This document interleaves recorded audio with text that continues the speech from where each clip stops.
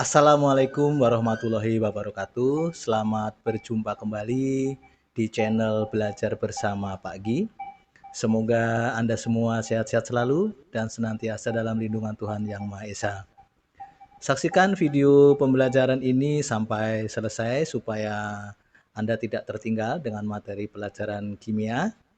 Dan semoga video ini dapat membantu Anda dalam mempelajari pelajaran kimia. Oke, selamat belajar dan selamat menyaksikan.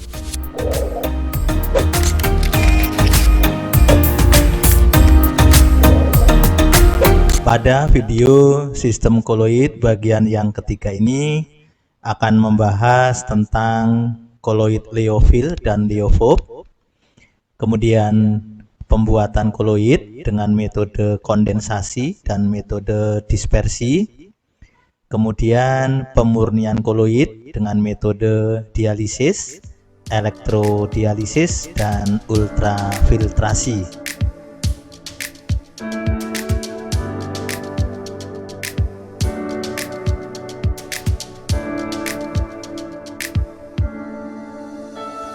Ada berbagai jenis koloid berdasarkan keadaan dan interaksi antara fase terdispersi dan medium pendispersi.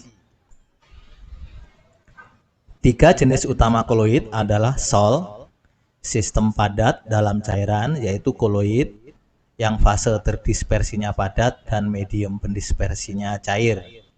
Yang kedua, gel, yaitu sistem cair dalam padat, yaitu koloid yang fase terdispersinya cair dan medium pendispersinya padat.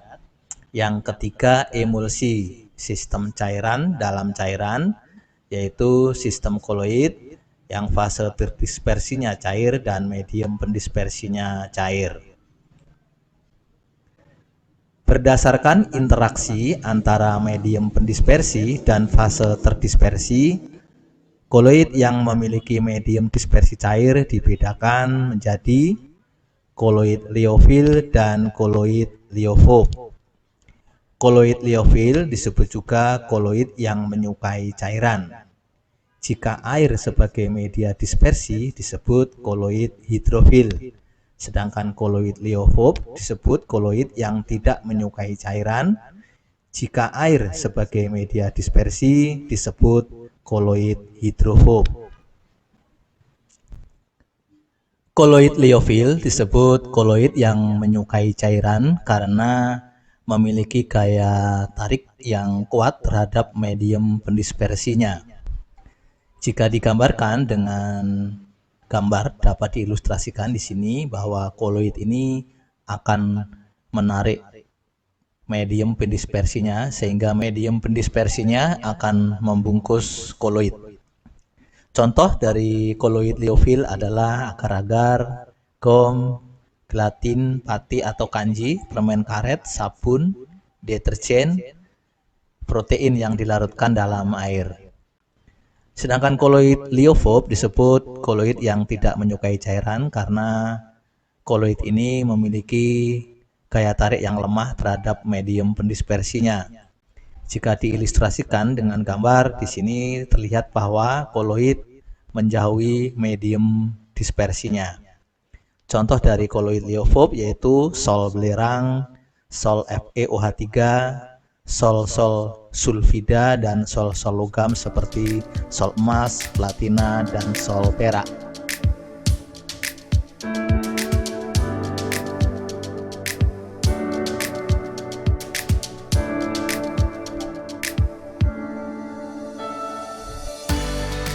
Perbedaan antara koloid liofil dan koloid liofob adalah sebagai berikut. Yang pertama, untuk koloid liofil atau hidrofil mengadsorpsi atau menyerap medium pendispersinya karena memiliki gaya tarik yang kuat antara fase terdispersi dengan medium pendispersinya. Koloid liofil atau hidrofil membungkus diri dengan medium pendispersinya sehingga koloid terhindar dari koagulasi. Proses ini disebut dengan nama proses solvasi atau hidrasi. Pada proses solvasi atau hidrasi memungkinkan koloid liofil atau hidrofil digunakan sebagai koloid pelindung. Sedangkan untuk koloid liofob atau hidrofob tidak mengadsorpsi atau tidak menyerap medium pendispersinya karena memiliki gaya tarik yang lemah antara fase terdispersi dengan medium pendispersinya. Perbedaan koloid liofil dan liofob yang kedua adalah koloid liofil tidak mudah terkoagulasi dengan penambahan elektrolit. Untuk menggumpalkan koloid diperlukan elektrolit dengan konsentrasi tinggi. Sedangkan untuk koloid liofob atau koloid hidrofob, koloid liofob mudah terkoagulasi dengan penambahan elektrolit. Koloid akan menggumpal dengan penambahan elektrolit konsentrasi rendah.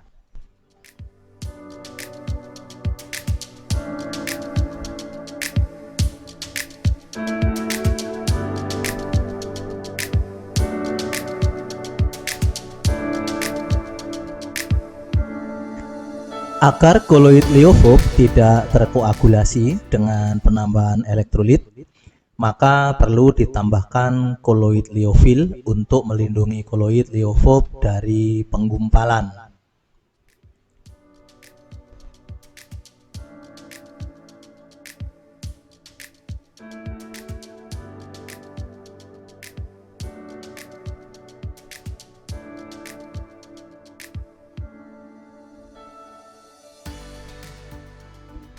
Gelatin yang merupakan koloid liofil dapat melindungi sol emas yang bersifat liofob yang bermuatan negatif saat elektrolit NaCl ditambahkan. Partikel-partikel emas akan mengadsorpsi gelatin sehingga mencegah difusi ion Na+ yang dapat menghilangkan muatan negatif pada sol emas.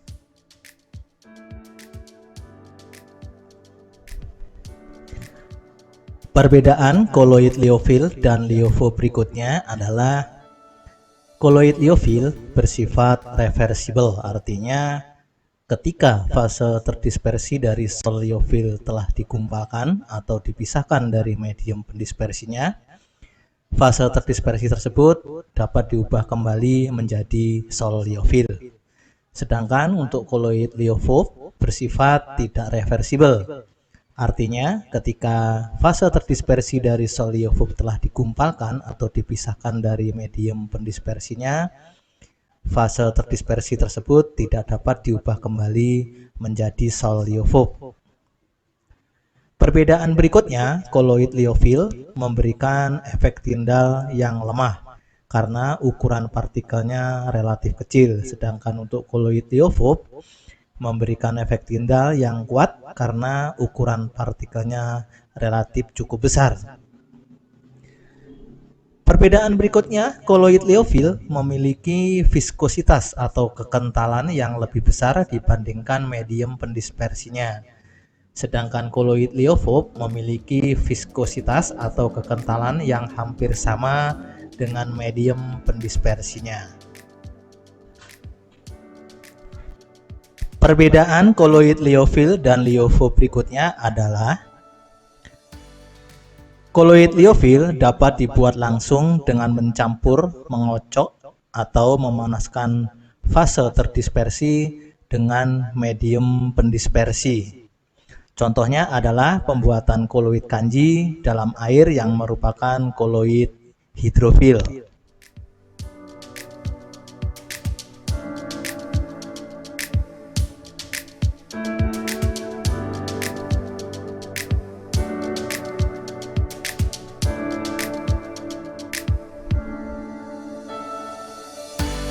Sedangkan koloid liofob dapat dibuat dengan metode khusus dan memerlukan zat penstabil. Sebagai contoh yaitu pada pembuatan sol emas yang bersifat liofob ditambahkan dengan gelatin yang bersifat liofil karena gelatin dapat berfungsi sebagai kolut pelindung agar sol emas tidak terkoagulasi.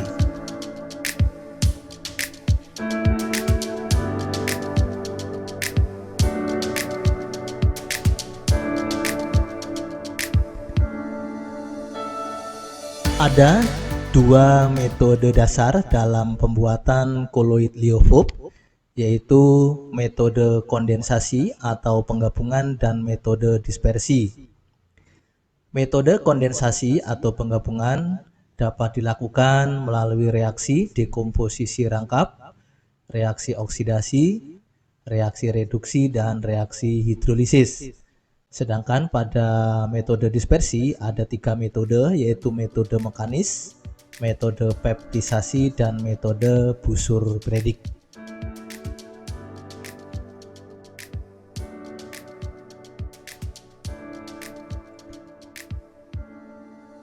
Metode kondensasi adalah penggabungan partikel-partikel larutan yang berupa atom, ion, atau molekul menjadi partikel koloid.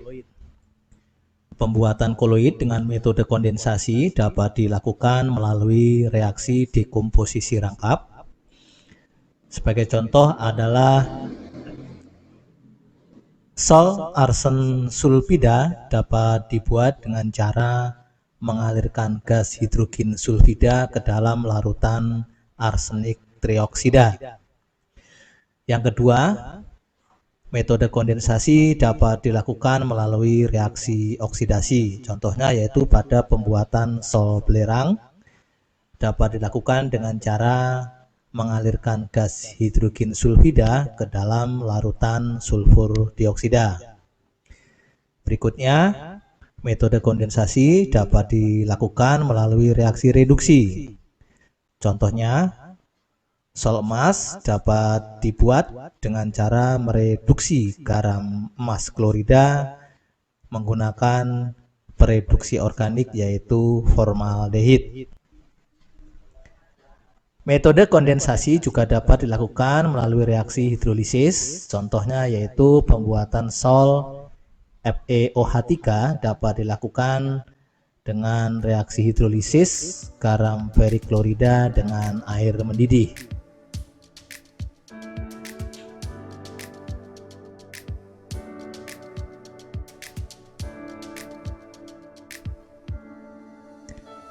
Metode dispersi adalah pemecahan partikel-partikel kasar menjadi partikel-partikel berukuran koloid. Ada 3 metode dispersi, yaitu metode mekanis, metode peptisasi, dan metode busur Bredig. Metode mekanis melibatkan penghalusan partikel-partikel kasar zat padat menjadi partikel-partikel berukuran koloid. Menurut cara ini, butir-butir kasar dihaluskan dengan penggilingan koloid sampai diperoleh tingkat kehalusan tertentu. Kemudian diaduk dengan medium dispersi. Contoh industri yang menggunakan alat penggilingan koloid yaitu industri makanan yang membuat jus buah, selai, es krim, minuman, dan lain-lain.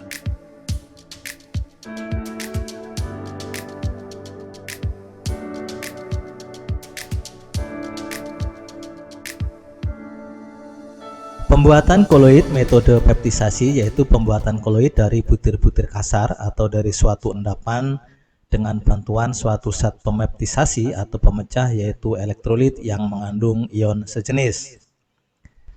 Elektrolit memecahkan butir-butir kasar menjadi butir-butir koloid. Contohnya yaitu sol FeOH3 diperoleh dengan mengaduk endapan FeOH3 dengan penambahan FeCl3.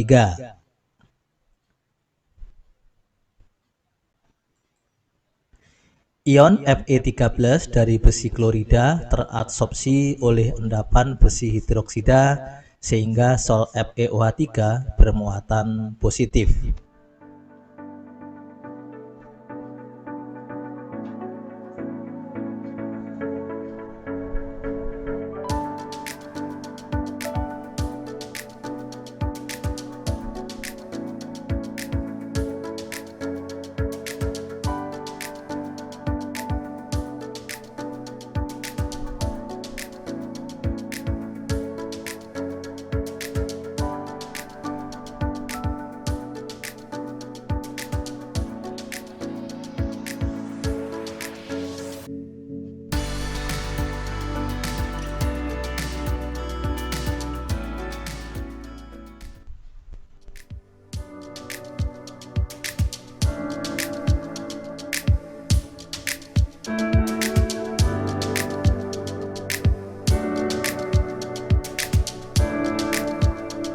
Pembuatan koloid metode busur predik digunakan untuk membuat sol-sol logam seperti sol platina, sol perak, dan sol emas. Logam yang akan dijadikan koloid digunakan sebagai elektrode yang dicelupkan dalam medium dispersi. Kedua ujung elektrode diposisikan saling berdekatan. Busur listrik kemudian dilewatkan di antara kedua elektrode dan panas yang timbul menyebabkan logam menguap. Uap tersebut kemudian akan terkondensasi dalam medium berdispersi membentuk partikel-partikel koloid.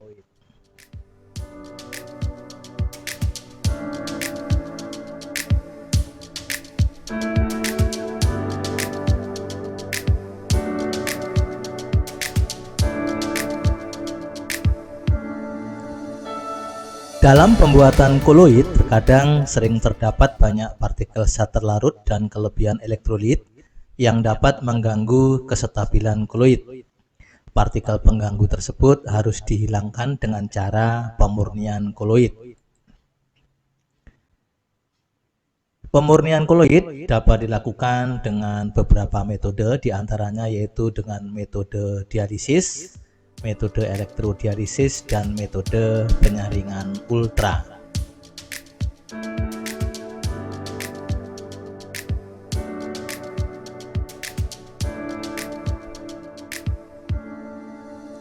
Dialisis adalah proses di mana ion-ion pengganggu kestabilan koloid dikeluarkan dari sistem koloid melalui membran permeabel.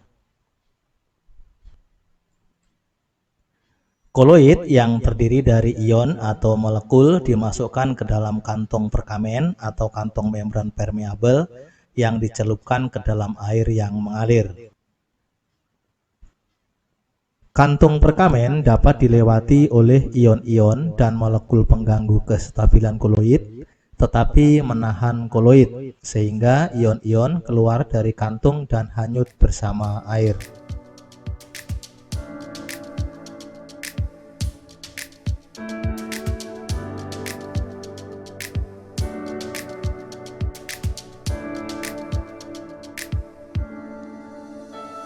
Elektrodialisis adalah proses dialisis di bawah pengaruh medan listrik.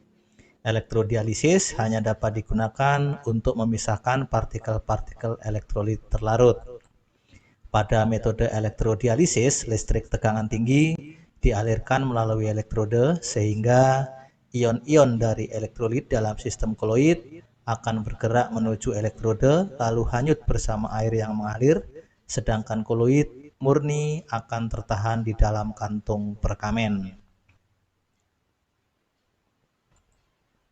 Proses elektrodialisis merupakan dasar bagi pengembangan dialisator, yaitu alat yang digunakan untuk cuci darah pada penderita gagal ginjal.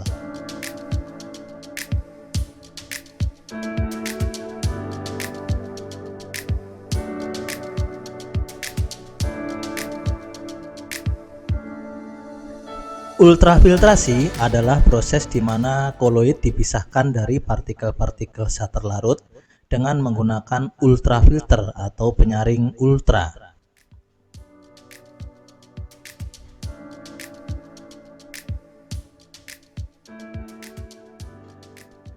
Penyaring ultra dapat dibuat dari kertas saring yang dicelupkan ke dalam selulosa untuk mencegah lewatnya partikel koloid yang melaluinya.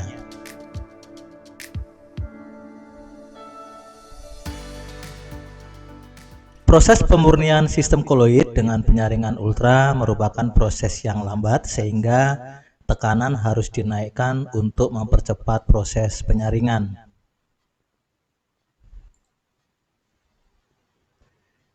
Pada akhir proses, partikel-partikel koloid akan tertinggal di kertas saring.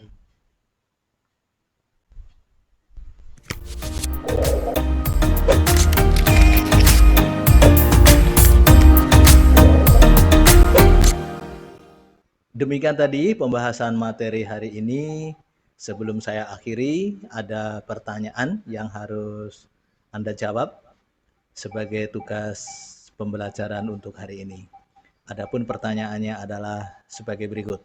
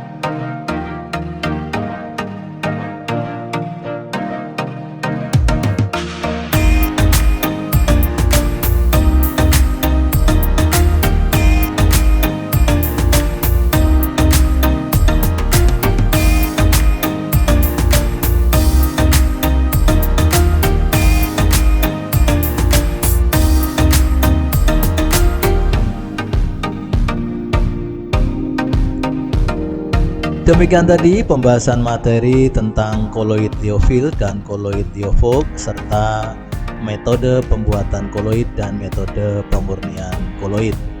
Terima kasih atas perhatian Anda dan sampai berjumpa kembali pada video berikutnya. Saya akhiri sekian. Wassalamualaikum warahmatullahi wabarakatuh.